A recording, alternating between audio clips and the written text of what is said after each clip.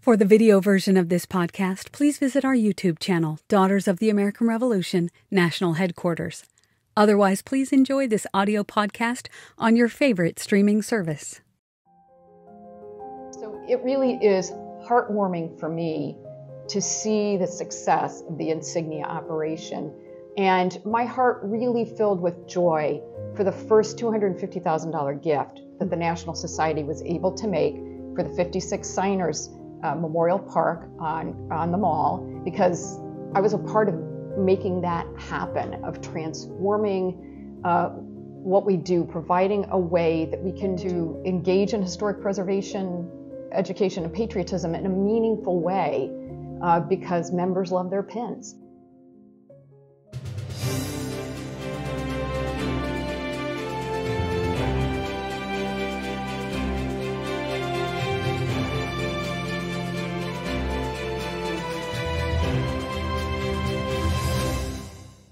Hello and welcome to the DAR Today Podcast. I'm your host, Brooke Bullmaster Stewart, the National Chair of the DAR Today Podcast Committee. So, are you one of those that put up Christmas decorations right after Halloween is over? There are some that do, no judgment here. But for many of us, November means fall, football, Friendsgiving and Thanksgiving, Veterans Day, and oh boy, Black Friday sales, and then one of my favorites, Giving Tuesday. Members of the DAR have always been not only a patriotic bunch, celebrating our American holidays, supporting our military and veterans, but also we are notable for our generosity. It'll be thrilling to see the work that can be done with the contributions made this year during Giving Tuesday. We'll talk more about that at the end of this episode. But today, you'll also meet our very witty and brilliant Treasurer General Sherry Edwards, who lends truth to the adage, great things come in small packages. What an incredible asset she is to our society. And also, we have back on the program today Kathryn Walker West, giving us some updates on our America 250 committee as we ready for our nation's Semi-Quin. There are some chapters that have had some extraordinary events to get their communities ready, and we can't wait to share those with you. We have lots more in this episode today, so we'll get right to it. But first, as always, we ask that you like, comment on, and subscribe to this podcast. We love having you as part of our community, and it means so much to hear from you.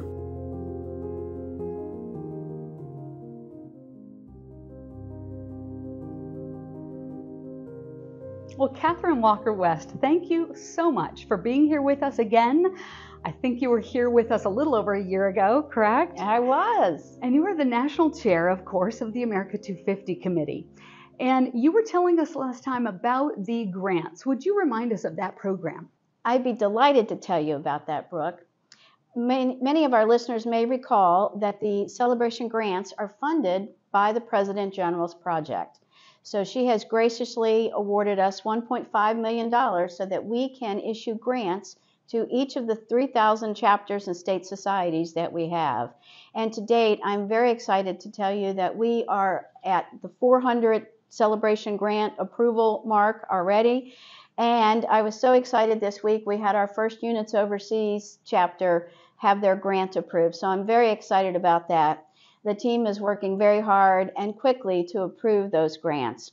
Just a little reminder about the purpose of the grants. They are to celebrate the men and women who achieved American independence and celebrate the birth of our nation. So we're very excited that our chapters are grabbing hold of that and running with it with some great projects. I will also say that once a project is completed, we require an after action report. And one of the things that we love to see are the photographs. I encourage everyone to send us real high resolution photographs. Those that are embedded in Word documents are just not what we're looking for, so please send us the raw photograph. You really can't send us too many. We say 2 or 3, but if you send us more, we'll be glad to take them and look through them. So the grants are going extremely well, and I would encourage all the members to contact their state chairs if they have questions, look at our website, and also contact the division vice chairs if needed. That's really exciting that they're being submitted, all of those grant requests. That's wonderful to hear.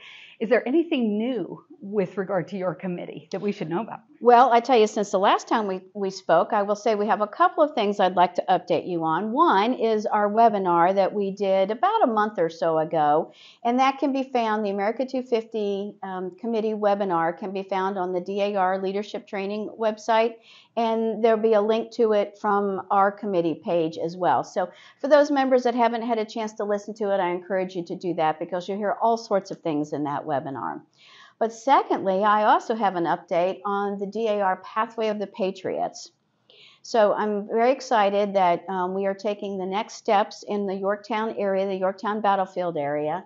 And we actually have some concept drawings that are in front of the Virginia Department of Historic Resources right now. So we need their approval on the design of what the pathway will look like. For those members who are coming to Yorktown Days this coming October 19th, they will be able to see a rendition of what we hope is going to be approved and will ultimately be the design for the Pathway of the Patriots. So very excited about that. We will be ready to dedicate the official pathway this time next year. So I'm very excited about that, and I know all the members are excited that the project is really coming to fruition. And then we have some very exciting news. A project that was launched in October of this year, the American Revolution Experience, is a new traveling exhibit, and I'm very excited that we are able to present that and make that available to our members. Our friends at the American Battlefield Trust, the same people that we've worked with the DAR Pathway of the Patriots, have really helped us with this traveling exhibit. The great news is that it is free and available to all the DAR chapters and state societies. So that is just a great friendship that we have with American Battlefield Trust. Just a little bit about what it looks like. It's going to be talking about the people, places, and events of the American Revolution. It'll be a 12-panel exhibit, so 6 sets of 2 will make up the 12 panels. We'll actually have 2 different kiosks, so if you're looking for a little bit more detailed information, you can go to the kiosk and ask it some questions and get the answers that you're looking for. And it's just going to cover a wide variety of people, places, and events of the American Revolution. So we're very excited about that. Logistically, how it's going to work is that we're going to have a link on our website, and it'll take you to the American Battlefield Trust website where you can request the exhibit. You just simply put in your name, your address, what the dates you would like to have the exhibit, and you can have it for up to 4 weeks. So if you're in a county fair, if you have an opportunity to set it up in your local library and you can have it up for 4 weeks, you certainly may have it up for 4 weeks. So you put that in there, and then the American Battlefield Trust coordinator will be in touch with you to confirm that those dates are available, and she will make the arrangements to get the exhibit shipped to you. She will also then make the arrangements to have the exhibit shipped to the next location. The other piece of great news with that is that we actually have multiple exhibits. So they are the same exhibit, but we have 3 copies of it. So it can be out on the West Coast, the same time it's in the Midwest, the same time it's in the East. So it's fabulous. And by the way, we have one set up here at headquarters. And if you come for Holiday Open House next month, you'll be able to see it here while you're at the Holiday Open House. So I'm very excited, really glad for the friendship we have with American Battlefield Trust, and I know the members are going to take advantage of it. We told American Battlefield Trust they better be ready for the DAR, so I think they are, and it'll be great. And I think chapters will really take advantage of this and request it. I think so too. It's great that there's 3. Yes, I know. Because we know what our chapters will do. Exactly. So. And that there's no cost to the DAR chapter chapter and state societies. Now, other organizations can request it, but they have to pay the fee to use it. Katherine, thank you so much for taking the time to be here today. I'm kind of excited. Another segment of this particular podcast, we're going to be talking about and showing the work of some of the chapters and in their whole grant process that they've applied and they've completed their project. So we'll be talking about that in this podcast. And is there anything else that you want to say about that grant process to anybody? Well, first of all, thank you for showcasing some of these chapters. They've worked hard, and I appreciate it, and I know they will too. Just a little reminder that you can pool your resources. So if you have 2 or 3 chapters in your local community and you want to do something together, each chapter can apply for the $500. So if you have 3 chapters, that's $1,500 for you to do something with together. And right now we have 22 groups. So we have groups of chapters that have banded together. There's 22 of them that have pooled their resources for a grant. So you can go solo, you can go with a friend. Just make sure you go. That's wonderful. Thank you so much. My pleasure. Thank you.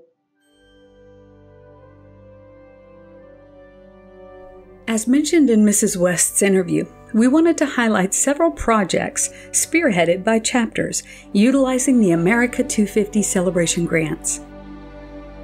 Projects and initiatives such as these will truly elevate our country's history, bolster membership in our society, and build the excitement for our upcoming Semi-Quin on July 4th, 2026.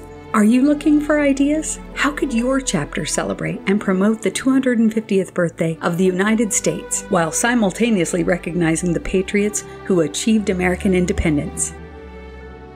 Well, in South Carolina, the hardworking ladies of the Rebecca Mott chapter submitted a compelling proposal, and with their America 250 grant funding, they installed a Patriot marker in the old Exchange building in Charleston. But it wasn't just unveiling a marker. There's so much more to it. Let's dive right in. First, a special program and reception were held in the Great Hall of the building. This is the same room that hosted President George Washington during his post-Revolutionary War tour in 1791. What a wonderfully historic site and truly a must-see when you're visiting Charleston. The Rebecca Mott chapter's social media accounts featured the very popular Patriot Spotlight during the year leading up to the marker installation. The chapter took this even one step further and recognized the battles of the Southern campaign fought in South Carolina during the Revolutionary War. Savvy use of the templates provided by the National Society allowed them to present a professional and a cohesive campaign to promote America 250. Part of the grants they received were used to purchase the America 250 flag offered by the DAR Store. The flag was hung outside of the old Exchange building for all to enjoy. The chapter also purchased the smaller garden-size flag to use on the front of the lectern. By using the free patriotic and DAR-related downloads from the national website, these creative chapter members put together a wonderful patriotic-themed program. The event was well attended by local dignitaries and chapter regents, including Mrs. Harriet Pinckney Means Johnson and her children and grandchildren.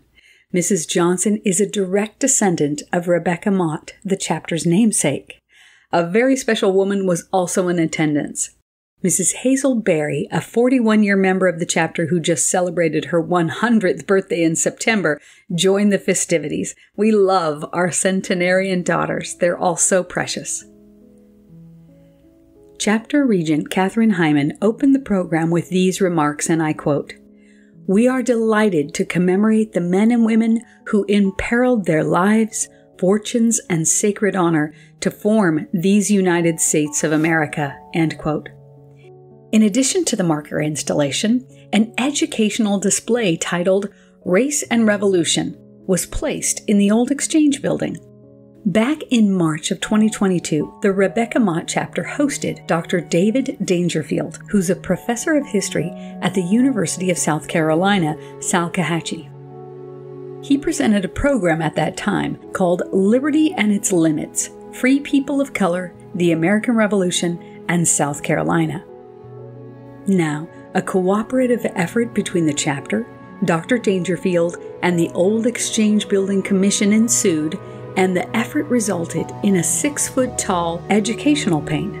Dr. Dangerfield stated, and I quote, "I'm proud to take a small part in this 250th celebration because the observances are not just charged to celebrate the familiar stories and heroes of our nation's birth, but our state is also working with purpose to uncover and tell the stories that have gone untold, to reflect deeply on the struggles and sacrifices of all of those who contributed to the American Revolution," end quote.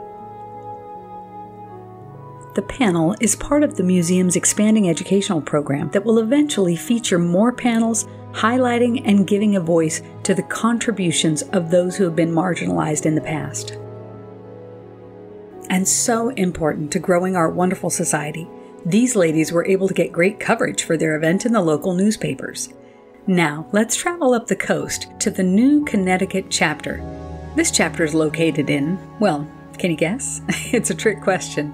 The chapter is in Concord, Ohio, and just recently celebrated their 125th year anniversary. You history buffs out there will know why this area is referred to as New Connecticut.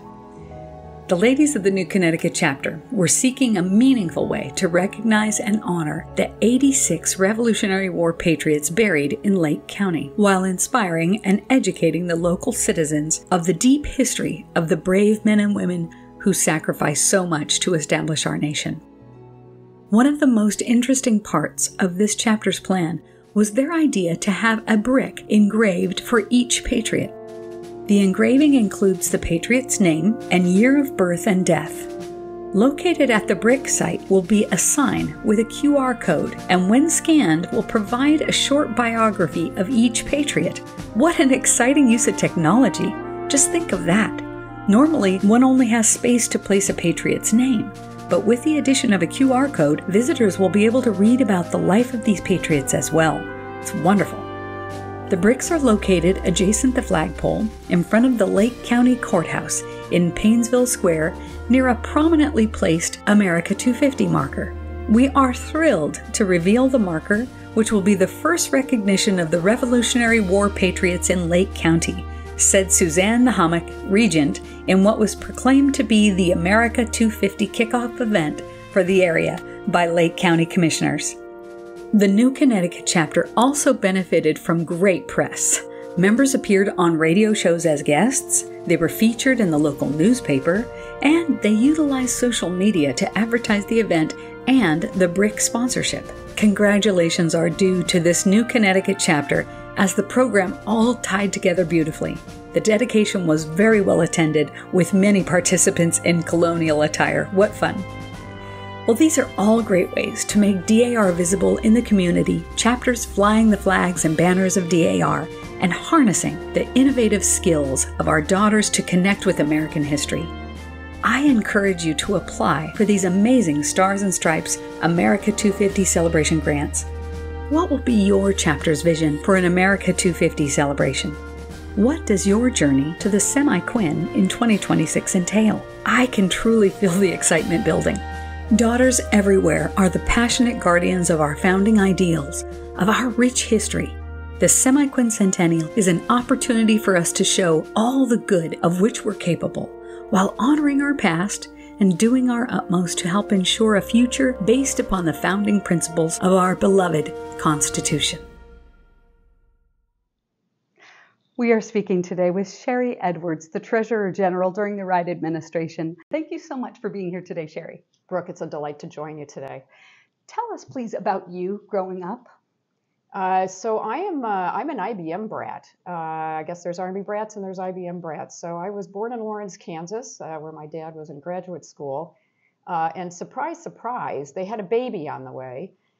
So he finished his master's degree and then got a job with IBM. That took us to Kansas City, Missouri. It took us to Madison, Wisconsin, Rochester, Minnesota, Ridgefield, Connecticut when I was in high school. And then from there I left home and went to college in Massachusetts, got my economics degree at Michigan, go blue, and made my way to New York City for a number of years with my husband and I, and then we settled in the Northern Virginia area for nearly 30 years, and we have a home in Maine, and my membership is currently in Maine because there is nothing more beautiful on God's earth than the state of Maine. I'll have to see that one day. Yes, you do. I'm sure you could even feel a kinship to daughters in all of those states that you've grown up in. Well, it's really great. I had an invitation to the Michigan brunch at Continental Congress. I had never joined the Michigan Daughters before, but it really felt like home. My husband grew up in Michigan, and so I'm chatting with the Michigan Daughters and connecting about, Ann Arbor, Michigan football, where my husband grew up. And I do have a special affinity for the Kansas Daughters, not only having been born there, but I had ancestors who homesteaded in Kansas. So I've been out to Gove County in Kansas doing my family history research. And in fact, a couple weeks ago, I was just out switching to a different area of the country to Adams County, Wisconsin, where my ancestors had homesteaded before they went out to Kansas. So always a pleasure to get out and do a little family history research whenever you can. Tell us about you joining DAR. What was the impetus behind it? So it's nothing really very noble, actually. I had moved to the Northern Virginia area. My grandmother had told me that I was eligible for DAR, but she was not herself a member. And so I had used the DAR library, and I said, "Oh man, I could join the DAR, and then I wouldn't have to pay that entrance fee every time I walked in the door for the library because they charged an entrance fee back then." So that was back in the day where you called headquarters and your name went to the state membership chair. And so one day after dinner, I get a call from a woman named Pat Mayer, who went on to be a vice president general. So Pat calls me and invites me to a chapter meeting for the Freedom Hill chapter in McLean, Virginia. And the rest is sort of history at that point, but she invited me to come. I attended my first meeting, very warmly welcomed, and Pat took me under her wing very quickly. I'm not sure if that's because even then I showed signs of having a helium hand, or my personality. I'm not quite sure. I suspect it's the helium hand, but she nurtured me along. It was this little committee chairmanship, and then that little committee chairmanship. We did a lot of social things in that chapter as well between meetings to bond us together in friendship and service. So then the next thing you know, you're second vice regent, and then you're chapter regent. And then when Pat went on to become a state regent, she asked me to be her finance chair. So I think you can figure out how I wound up being treasurer general as you go from state finance to national finance. So I've spent a lot of time around DAR finances, both at the chapter level, the state level, and now the national level. So what was it that prompted her to choose you for the finance committee? Well, my good friend Pat knew that I worked as an economist at the Federal Reserve.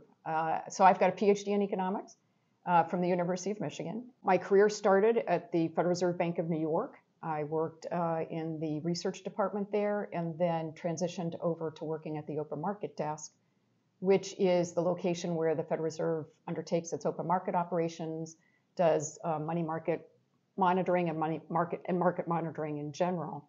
And then when my husband got a job in Washington, D.C., I transferred down to the Federal Reserve Board here in Washington. And so I spent a total of 23 years in the Federal Reserve System working on issues related to monetary policy implementation, to forecasting the level of reserves in the banking system, monitoring financial developments in the economy, briefing board members, briefing the Federal Open Market Committee on policy alternatives, part of that group effort that the staff in the Division of Monetary Affairs does. So I've been pretty close to things that are going on in financial markets, and I can do numbers. And so I think Pat looked at me and said, "Oh, I think she can run, undertake the finance chair's position in the state of Virginia." So that's what I did. I would imagine you could. Yeah. And then for some reason, so Mrs. Wright, Mrs. Calvin figured out that maybe I might be all right for the National Finance Committee. So I joined the National Finance Committee in 2007. So I've been associated with the National Finance Committee in one way or the other since 2007. As I told someone, there is nothing that warms my heart more than a spreadsheet that balances. That's great. Now tell us about the Wright administration are there new things within the Wright administration that we should know about? Well, I'm very excited about a new initiative that just launched a couple of weeks ago. We have now developed the functionality for chapters to pay for their Chapter Achievement Award Section 8 donations and their donations for 100% participation in the President General's project directly to the National Society, and they no longer route those funds through the state treasurer. The practice of routing funds through the state treasurer started in DAR over 100 years ago. And with all the advances in technology and payment systems, it's about time that we allow chapters to be able to pay directly to the National Society. And I can tell you that there are 52 very excited state treasurers who are no longer having to pass these funds through. So now we expect all chapters to get on to e-membership, to set up their dues invoice, because the dues are now all online. And then they can also at the same time set up in a different function called the chapter donation remittance function. They go in, they log in there, they can input the amount for their Chapter Achievement Award Section 8 donations. They can put in their 100% participation in the PG project. And if they're signed up for chapter direct payments, the payment comes electronically and it's all done. They can do it all in one sitting if they'd like. If the chapter still pays by check, they just generate that remittance with their very generous donations to the National Society. And that comes, then they mail their check and the generated remittance to the National Society, just like they mail the dues. So it's a very similar process to the dues invoicer. And so we set it up to be a parallel like that. But it's a great step forward for the chapters and for the National Society in terms of receiving these payments. And I will tell you that the team on the Master Reports Committee for the National Society is delighted because one of the most time-consuming parts was making sure that chapters had, in fact, made the donations in Section 8 that they said they had made. So I think that's a really great functionality. It's a nice marriage of technology and greater efficiency for the organization. I love that. I think that there are some in this audience that are listening or watching and thinking, I have no idea what she's talking about. And then those chapter treasurers are all saying, yes, this is a wonderful advancement. Well, one of the things I've been working on is we have a step-by-step, screen-by-screen PowerPoint that I just narrated last night. Oh, and so we hope to have that up on the members' website. And the state treasurers, as always, are a fountain of information and resources for chapter treasurers across the country. So I've been spending a lot of time with the state treasurers, getting them ready, and they are, as I said, very excited. And so it's fun to actually, be in this position on the national board where you can make a difference. You can make somebody's life a little bit easier in terms of carrying out their DAR work. I think, too, that there are members who don't like the change sometimes with the technology and how it changes so quickly. But I think in that long run, it really is going to be that blessing of the ease of, I know I can do this at 11 o'clock at night in my jammies and it gets done on time instead of, oops, I didn't get that out in the mail in time. Right. And we do understand that not every chapter has the same facility with technology. And there are resources within the state to assist those chapters. So, if you're listening to this podcast and that's an issue for you, please get in touch with your state treasurer. She'll be happy to help. Now, you personally, I would love to know if there is something about you that might surprise everyone to know. Well, I think people who don't know us as individuals, they see us at Continental Congress, which is about the only time I'm wearing formal wear or daytime suits. I'm actually a very huge ice hockey fan. It's a taste that I acquired growing up in Minnesota in the wintertime. This was back in the day before girls were allowed to play ice hockey. My sister and I figure skated. My brother played ice hockey. We would go to his games. We went to they had a semi-pro league there called the Rochester Mustangs. And so we would go to the Mustang games. I don't know, there could have only been 1,000, 2,000 people there or something. It was a pretty small arena. But I developed a real passion for the game of ice hockey. I love the speed. I love the athleticism. I love the fact that it's pretty much always going to be the same length. It's not like a baseball game that can go on for hours. You go to a hockey game, you pretty much know how long it's going to be. And you always know what the temperature is going to be. Exactly. So I'm a huge ice hockey fan. My husband and I have season tickets to the Washington Capitals. I'm a huge Washington Capitals fan, which I know there's a number of people in the audience booing out there, like Suzanne Heskey, the historian general, who has a affinity for the Philadelphia Flyers. There's no accounting for taste. So anyway, I love watching hockey. I'm a hockey mom. My boys both played hockey, and it's my pride and joy that my son's graduated to the men's league. So you just won back all of those people who were booing. Yeah, exactly. Now they all can relate and say, yes, how wonderful. But it's a big part of my family and what we do, and taking the kids to games and that kind of stuff. It was a very big part. I think if you ask my boys, it was a big part of their growing up. Spending time wonderful with mom and dad going to hockey games. I have to tell you, for me, on a personal note, I first really saw you speak about everything with regard to our DAR insignia and changing it over to be something that we handled in-house. And just the amount of knowledge that you have of finance is just amazing. And I remember thinking, her numbers and with what she knows, I think our DAR insignia operation is going to go very well. And are you pleased so far with the numbers? I'm very pleased. And let me say that the insignia launch was a success because it was an incredible team effort. Everybody had different expertise that they brought. It was a cooperative effort between members and their expertise and the staff. How can we make this happen? So it originally started in the Dillon administration with a look at the business plan. And is this actually even feasible? And it was a lot of work. We were meeting, virtually every week, putting together, a formal business plan. It was accepted, by the National Board of Management to go forward with the plan. And then we put the vote to the Continental Congress. And there was a lot of thought and a lot of work that went into it. So it really is heartwarming for me to see the success of the insignia operation.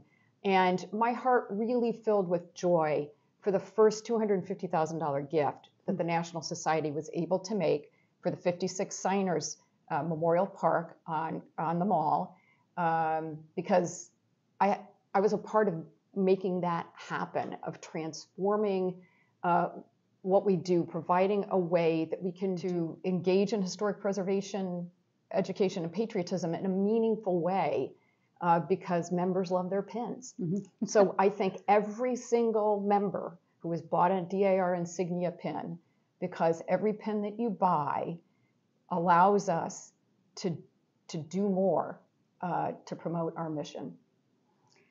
So I heard that you recently celebrated 30 years in DAR. What has kept you motivated during that time? It is, without a doubt, the women and the mission combined.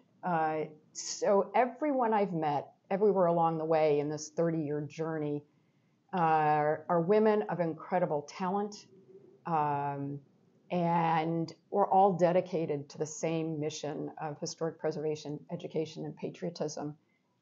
So one of the things that I was able to do in 2001 to 2004, 2004 to 2007 was to spend a lot of time working with our current President General Pamela Wright and our current First Vice President General Jenny Storage.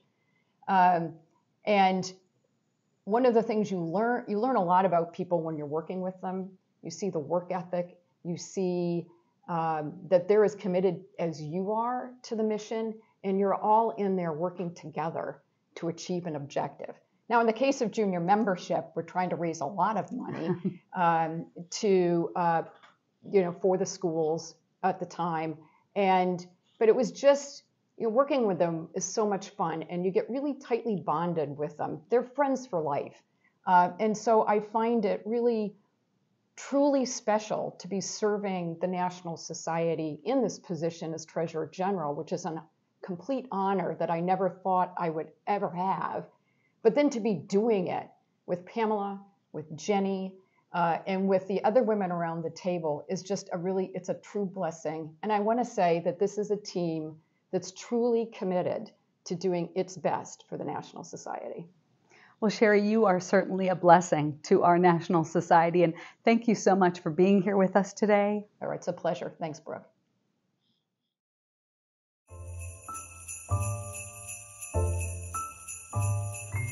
Bernard Nuby, thank you so much for taking the time to talk with us today.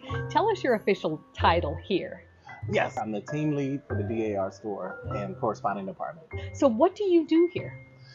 Well, here in the DAR Store, we cover both the store, the corresponding department, as far as all the emails that come in, and also the mailroom. So any orders placed online for the DAR Store, that's DAR Store only now. Any orders that are placed online, they're processed here in this department, and they're also shipped out from this department as well. So I think it's kind of exciting to talk with you so people who are listening can put a voice with the name, and those watching on YouTube can actually put a face with the name. So tell us about anything new here that they might order. Christmas is coming, right, Bernard? Christmas is coming, and it's time for, get your orders in. Yep. Whenever you place your order, we're going to get it out to you. So I can promise you that. So we're going to get your order out to you. We have this picture frame here that we have. It's a patriotic picture frame. It's on sale for $10. We have a limited amount of these, but if you get the picture frame, you also get a free 4x6 picture of the executive staff. So you have the Wright administration's picture that comes with that for free. We also have the DAR 2023 DAR Christmas ornament. Now this is a round glass ornament that has DAR on one side and a picture of the building on the other side. And it comes in a very beautiful decorative box that you can use for many years to come to store your ornament in. Is there anything else new that's coming up for sale that we should know about? Oh, the pre-order. You're talking about the pre-order for the Wide Blue Sash book. This is the book that's been long awaited. It's been updated, so you can get that in 2024. You place your order now, and we're going to ship those out early 2024. That's wonderful. Thank you so much, Bernard. Oh, no, thank you. And thank you.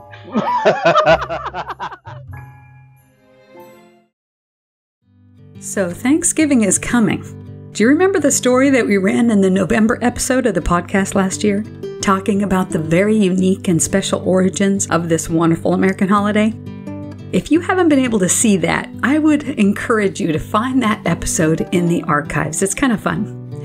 But after Thanksgiving, of course, we have Black Friday sales, and then we have Small Business Saturday, Cyber Monday, and then our favorite, Giving Tuesday. For DAR members, this is a very special day, as many of us give back to our dear society that we love so well. During the Wright administration, we are taking special care to restore our incredible Memorial Continental Hall. What a tremendous history and legacy this building has. If the walls of Memorial Continental Hall could talk, they would echo the voices of history, resonating with tales of valor, of vision, and the unyielding spirit of America. They would tell stories of patriots and pioneers, of moments that shaped a nation, and of the countless gatherings that have celebrated the values upon which the United States itself was built. By supporting the renovation of Memorial Continental Hall, you're not merely restoring a building or protecting the priceless artifacts housed inside. You're safeguarding our nation's heritage. Your Giving Tuesday gift will help us reach that goal and ensure that these walls continue speaking for generations to come. Be sure to look online at dar.org/giving for details. And for DAR members, keep an eye on your inbox for more information about our Giving Tuesday event.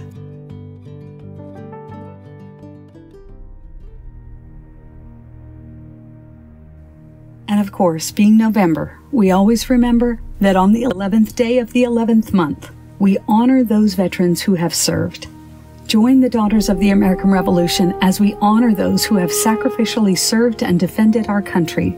In fact, you can do this every week by wearing red on Friday. Red meaning, remember everyone deployed.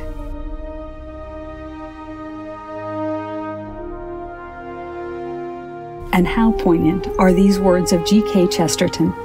The true soldier fights not because he hates what is in front of him, but because he loves what is behind him. As we express our gratitude, we must never forget that the highest appreciation is not to utter words, but to live by them.